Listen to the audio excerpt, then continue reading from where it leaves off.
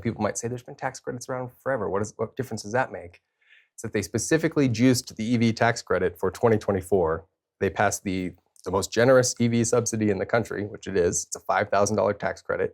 What it all boils down to in the end is a broad base of taxpayers are subsidizing wealthy people to purchase secondary vehicles that don't replace, they only supplement their gas guzzlers. So you're not even meeting your emissions reduction goals. And this is what all the champagne popping in the media and in the press releases has been about.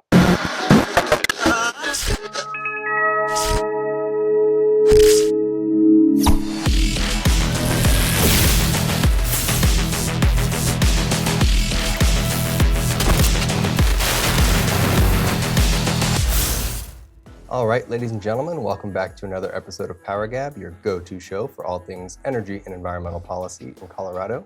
I'm Jake Fogleman, joined as always by my co-host Amy Cooke.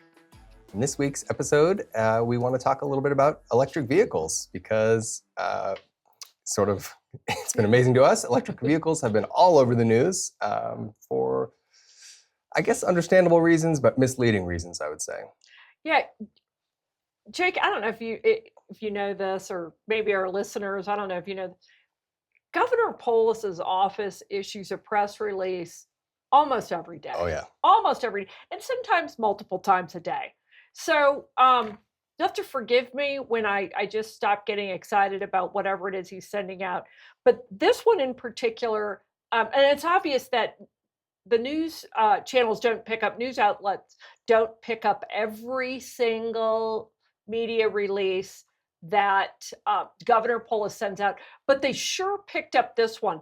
And I'm going to give you Governor Polis's headline, and then I'm going to give you what the insufferable Colorado Public Radio put out. But so this was Governor Polis's, I would say, blaring his own horn, tooting his own horn about electric vehicles. Now, those if you've been around the state for a while doing this, you know how long they've been trying to push electric vehicles down the throats of every single Coloradan, whether you're rural or urban. But this is the headline from the governor's office. Leading the nation in electric vehicles, Governor Polis announces that Colorado has become number one. We're number one in the nation for market share of new electric vehicles.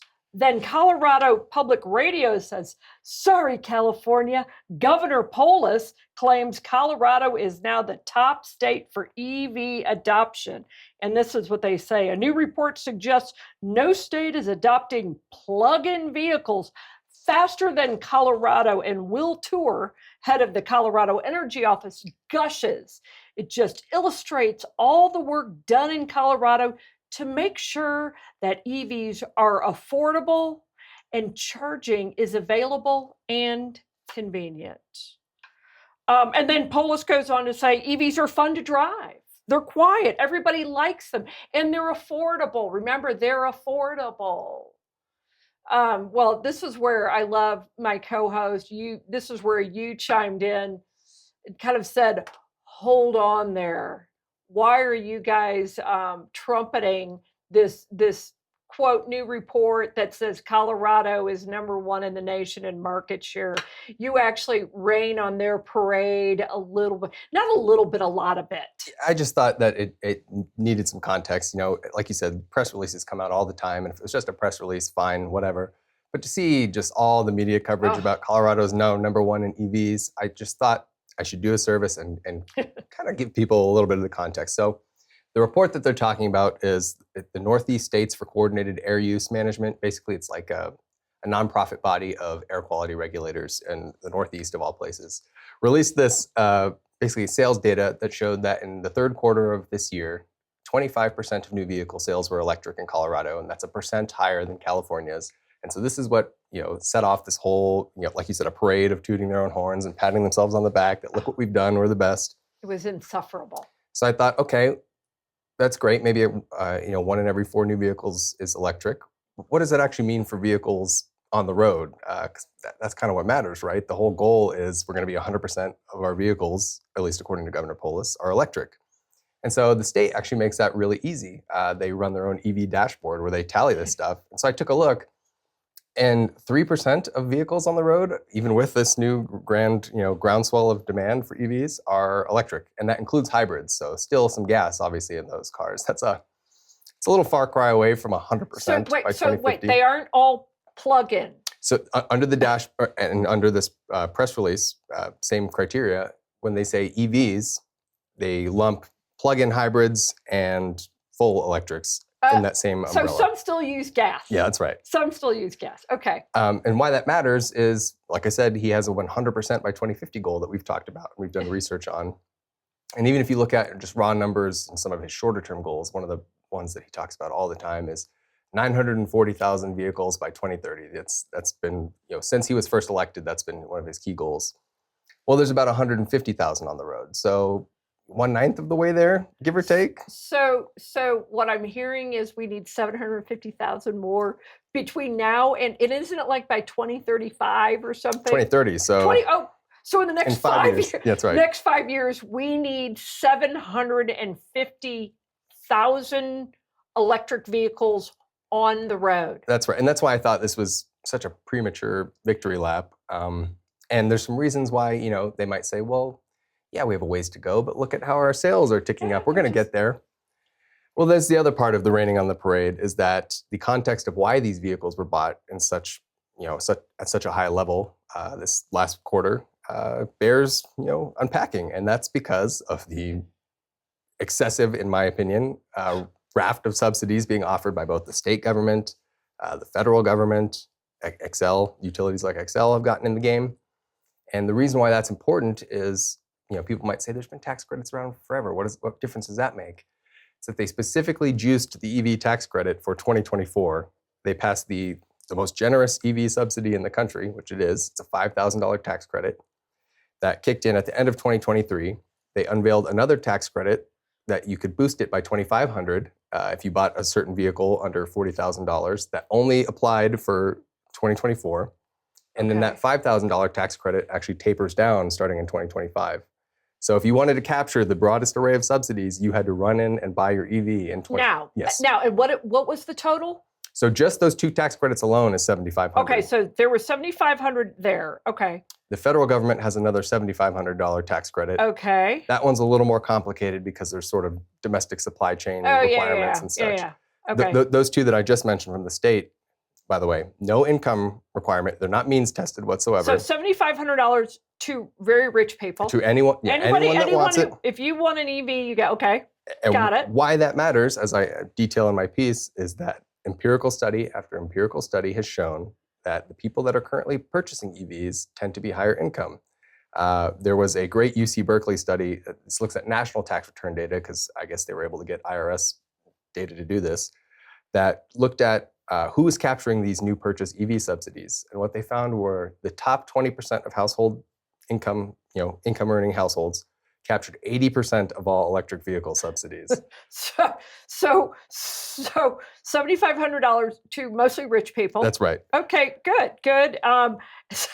Yeah, so that and that's how they made it affordable? That's right. And that's once again why I felt like context is so important, because they say it all the time. We're doing this to save you money. We're doing this to protect consumer choice. And look at the people that organically just want these fabulous vehicles. And you got to pull back the curtain and say, look, you're paying people an insane amount of money. So if I heard, so between the feds and Colorado, that's $15,000. Right.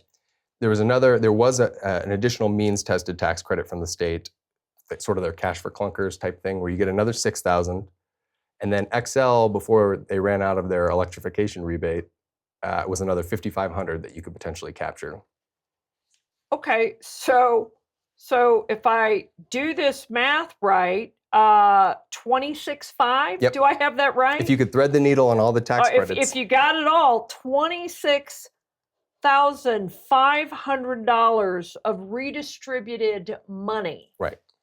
So these go to rich people. So we basically took dollars from low-income working families in Colorado Right. who could probably only afford one vehicle. Right. And by the way, if it's one vehicle, you're not going to get that little tiny golf cart of That's a right. car. You may have a family, whatever, you have to get to work, and that car isn't going to do it for you. And there's $26,500 for a family that is already relatively well off, so they can buy their second or third vehicle. That's right. And that's another point I make in the blog post that I'll link to in the show notes, because there's actually been market research on this, once again, of who's buying these vehicles. And over 80% of people that have an electric vehicle own more than one vehicle. So they have the means, obviously, to purchase more than one vehicle. And once again, 81% of those folks, that second vehicle is a gas vehicle. So what it all boils down to in the end is a broad base of taxpayers are subsidizing wealthy people to purchase secondary vehicles that don't replace, they only supplement their gas guzzler. So you're not even meeting your emissions reduction goals. And this is what all the champagne popping in the media and in the press releases has been about. And then we also forced ratepayers from Excel to pay for a rebate for rich people on rates, utility bills that are already skyrocketing. Yeah. And that's affordable in Colorado elected official language. That's affordable. I think the thing that a whole lot about this makes me crazy. And by the way, everybody, make sure you read Jake's excellent column, because it takes all of this just sanctimonious, really insufferable celebration over taking money from low income people and redistributing it to higher income people, whether it's through taxes or through your utility bill. It puts all of that into context. The idea that we are paying, that Colorado is using the money of working families, that the time away from their kids, and giving it to wealthier families to purchase their second or third vehicle, really is just unconscionable. And if you want to know why Democrats have lost the working, sort of working families, or just, workers in general, it is policies exactly like this. They're absolutely tone deaf. Problem is, Colorado's a relatively wealthy state. Yeah. So this does not have the impact that it's going to have in other places. But I will say this, and I want to ask this question seriously of Governor Polis and the legislature. The state apparently is facing a $1 billion budget shortfall. Are you going to keep this? Do you keep this? I get that it's scaled, it drops down to, it steps down to what, 3,500 next year. Yeah. Okay. So 3,500. So there's a percentage that it goes down. Are you really going to keep that? Or is it more important that we do things like fund roads, which these cars, which are heavier than normal and cause more wear and tear, fund infrastructure and fund healthcare and fund education? They're going to have to make that choice. Yeah. Well, that's why this stuck in my craw so much. Is we talk about the subsidies when it comes to power generation and how they distort things there, and it's the same here. There's a philosophical objection, but there's also just a practical fiscal objection. Like you said, we have a $1 billion budgetary shortfall, but we're actively giving $7,500 worth of refundable tax credits to people that no income cap. You can just have $7,500 whether or not you need it. And then, like to your point about losing, you want to talk about why you're losing blue collar voters. Yeah. It's stuff just like this. Well, why you literally walked away from working people, right. Literally. And this makes me crazy too. And they do say, Governor Polis celebrated Colorado pulling ahead, and he called EVs, they're fun to drive, they're quiet, affordable, partially due to generous rebates pushed by his administration. Rebates? No, it's not a rebate. Right. And here's the other thing: did Colorado Public Radio did no news outlet have the curiosity to just ask the question, where do those generous rebates come from? Who was actually paying for those generous rebates? They're not rebates. This is a redistribution of wealth from the poor to the rich. And no one has the curiosity to actually ask or dares to ask or challenge him on that. I mean, I find his language on this, um, it, it's offensive in how he puts it and how he and Will Tour put. They're affordable. They're because you took from poor people. Right. Yeah, no, that absolutely is. It'd be one thing if there was no subsidies and people were just organically choosing to buy an electric vehicle. Great, more power to you. In a free society, buy what you want. But robbing from Peter to pay Paul, who happens to already be well off, to purchase a secondary luxury vehicle is not something I think most people generally would prefer in their government's policy. One other thing that I didn't touch on in the post that I wrote, because it's a little bit outside of the ambit of this, but we talked about a couple episodes back, the grand transportation plan that he unveiled, Gosh, yeah. where we're deprioritizing roads. And so this whole, once again, I always have to bring it up because it's this massive sort of counter, two policies pushing against one another is we're subsidizing people to buy vehicles while actively defunding the roads that support those vehicles. It's just one more, prong in this whole approach that just doesn't make a whole lot of sense to me. The disconnect is glaring to us. Why doesn't anybody? I say information outlets, and God knows we got plenty of them in the state that should be asking that very question. Wait a second, you're you're providing generous rebates for people to purchase vehicles that are heavier and actually do more damage to the road. At the same time, you're not investing in roads. You want people in fixed rail trains. Right. Yeah. So the disconnect is, that's a gap. And it is amazing how nobody questions him on that. Right. One thing I will say that it's going to be interesting going forward is to see what happens to these numbers. One, as we talked about, at least one of the state tax credits sort of ramps down a bit. Yeah. Two, the incoming Trump administration has at least talked about putting the federal EV tax credit on the chopping block. So if that goes away, what happens there? And then three, we've seen, I don't know, anyone that follows the news has seen just a raft of bad news stories for the EV industry. You have places like Ford rescinding planned investments to build the EV factories because they keep losing billions of dollars on their EV sales.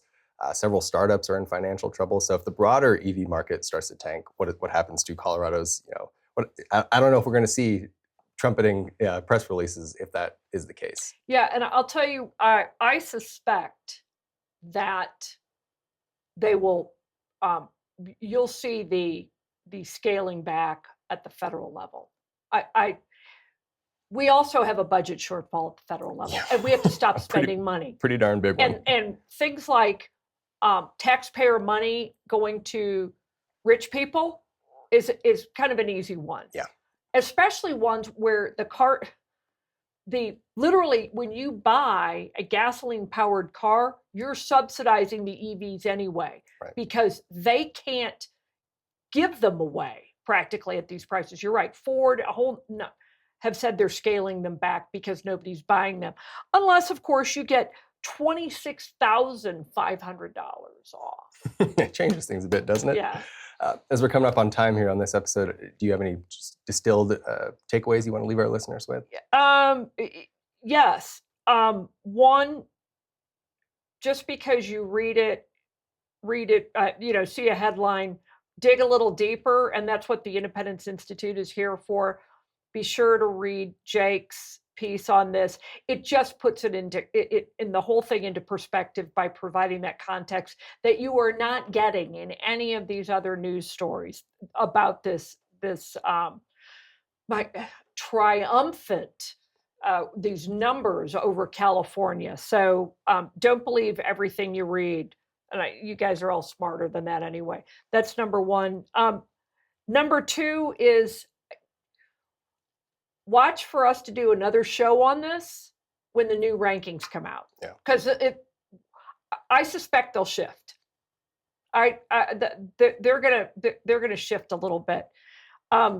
2, or 3. You could use your EV as a generator, but a cheaper one is just go buy your own battery backup. It's way cheaper, even with $26,500 in generous rebates. Get your own battery backup. Great advice, as always. That does it for us on another episode of PowerGab. If you like what you saw here, feel free to head on over to PowerGab.org to check out our entire back catalog. We produce new episodes every single week. We're also available wherever you get your audio shows, whether that's Spotify or Apple. And if you want to suggest a future show topic or a guest you'd like to see us interview, you can send those over to info@powergab.org. We'd love to hear from you guys. But until next week, we'll see you.